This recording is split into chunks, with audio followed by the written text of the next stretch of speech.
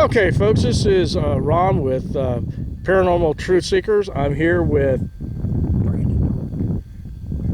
Brandon Angel, Shane Sheffield, and Dakota Sheffield. Okay, so where we're at is out at the Arapahoe Cemetery in the city of Arapahoe and here in Oklahoma. Now, there's an interesting story about this particular grave. What we're looking at is Robina Smith's grave, and you can see the dates when she died. But I'm just going to make this story kind of short because we've got other interesting things going on. Now, let me say this. I've been to the cemetery more than once, probably 3, 4, 5 times, I don't know, over a period of about 10 years. Every time we've come out here, we've experienced some pretty interesting things. So we were running thermal tonight. Well, we'll get back on that in a moment. But anyway, so the story goes like this. Robina here was actually killed in a car accident. Now, I cannot say that it's actually verifiable, but the legend says that after she died, she had a peaceful rest. She wasn't saved, according to the story. And her dad died in 1972, and his grave is right over here. Now, after George died, her father, people reported that in about 1972 or so that they began to hear his voice around her grave. And basically what he said was, Lord God, Robina has not yet been saved. And so this is the grave right here where the voices had come from. Now, supposedly a preacher was out here. He heard the voice. Man of God, we would expect that they wouldn't lie. But there's also one report of a friend who was out here who actually heard the voice and said it was George. Now, I've not been able to prove any of this, but it has brought people out here. It was mentioned on one particular website, so we came out to investigate it. One of the people that had come out with me had been here before I had and had a very interesting experience. So let me share with you that experience. That experience was that they were out here investigating, saw a few anomalies, couldn't really make out what it was going on. But in any case, when they got ready to leave, a dog was said to have chased the vehicle at over 40 miles an hour. So the only dog that I know that might be able to run that fast, and I'm not saying for sure, but maybe a greyhound, but I'm not sure. Any case, this dog chased the car, and as quickly as it appeared and started chasing the dog, it vanished. I don't know, can't verify the story. Again, the person that I got it from was a first-hand account. Whether it's a true story or not, can't say, but I did investigate with the individual over a number of years, and well, we did have some interesting events. So we came out here to investigate, and we had some interesting experiences ourselves. So I ran a recorder, and one of the things that happened was that we got a voice of a woman telling us to shut up. I was calling out and asking if there was anybody here, and if you are, could you please respond? And the lady told us to shut up and then told us to get in the car and to wait. And anyways, long story short, that's on my website, prosinvestigations.com. You're welcome to go there and visit and see what the evidence we have there. With that said, as we began to walk back to the car, I heard a dog barking. And it was kind of bark that a dog does when he knows something's there and he's just letting you know that he's there. It wasn't a vicious bark, but you know, the kind of bark that's woo, woo, woo, woo, woo, woo. And that was me and not the dog. But in any case, I heard the dog. Now, what was really strange about it was that the other people who were with me did not hear the dog. I made a comment about it, and I think they thought I was joking. But it was captured on the recorder, and that is on the website. So it's very interesting. Another time we came out, probably a year later or so, we're walking through the cemetery. I was with another individual, and we saw something in front of us with a green eye. Now, most people, when you shine a light, you see a green eye, you think cow or deer or something along those lines. But what happened was, as we began to approach this animal, I didn't want to get too close, being a potential cow, and, well, you spook them, they might charge you. So we watched the cow. It turned its head. I won't say that it was a cow, but when it turned its head, its eyes were too far apart to be a cow. I have no idea to this day what it is. We had some other interesting experiences out here as well. So the moral of the story is that you can come to these places like this. You're liable to experience, hear things more than one time. Have I seen things inside cemeteries that I would say I will call interesting. Maybe not paranormal, we'll just say unexplained. Maybe I didn't know fully what was going on, but cemeteries can be interesting places to investigate.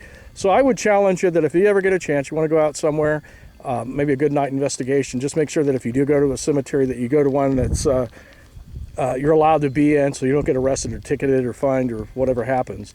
So just make sure you know where you're going. This cemetery is pretty safe to come through and to be in late at night. There's not a lot of houses around, so you're not going to draw a lot of suspicion, and I didn't see any signs that said that we couldn't be here. So again, we've investigated this place a number of times over the years.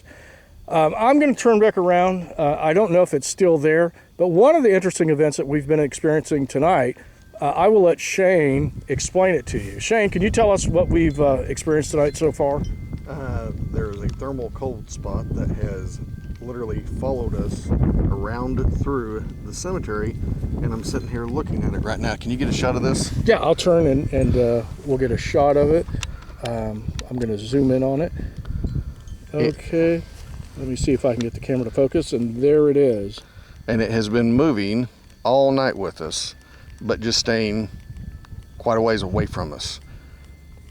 Now I'm going to add to what Shane is saying. Basically, it was in one spot, and we've moved around the cemetery, and it has followed us. Now the interesting thing is that we've watched it move. This is a Seek thermal device. Its range is about 900 feet, as I recall. Doesn't do video. I actually got this piece of equipment for doing search and rescue, and it works very, very well. So we've watched this thing. We've walked around a good part of the perimeter of the cemetery, and as we move, that cold spot has moved. We've turned around other directions and checked for cold spots that are similar and trying to debunk it. At this point in time, I would say that it appears that whatever's there seems to be following us. Shane, is that your take on it? I would say so, yes. We have moved through the entire cemetery, changing angles. It has moved north, south, east, west. It's went out into the field behind the cemetery. It's now back into the edge of the cemetery, and it's just sitting right there. And we have looked for anything and everything that it could possibly be. There's nothing that's been in the direction that has always been the same to correlate to whatever this cold spot is.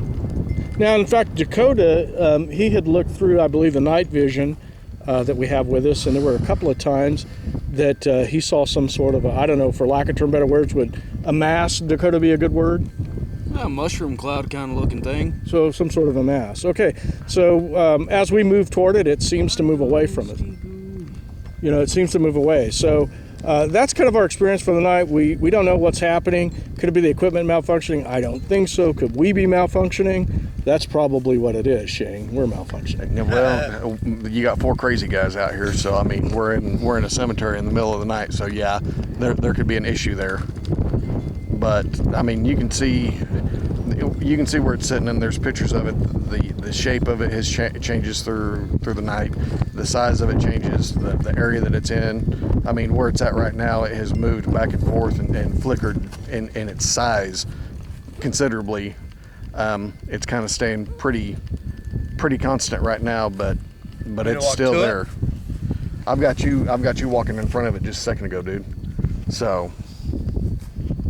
Yeah, we've walked towards it, and it seems to move away from. We've tried everything that we could think of, moving position, and it seems to be staying at a good distance from us. And as we move towards it, it manages to keep its pace. So Brandon went walking to it when we were on the other side of the cemetery, and Brandon probably got about halfway to it. And what did you hear, Brandon? A growl.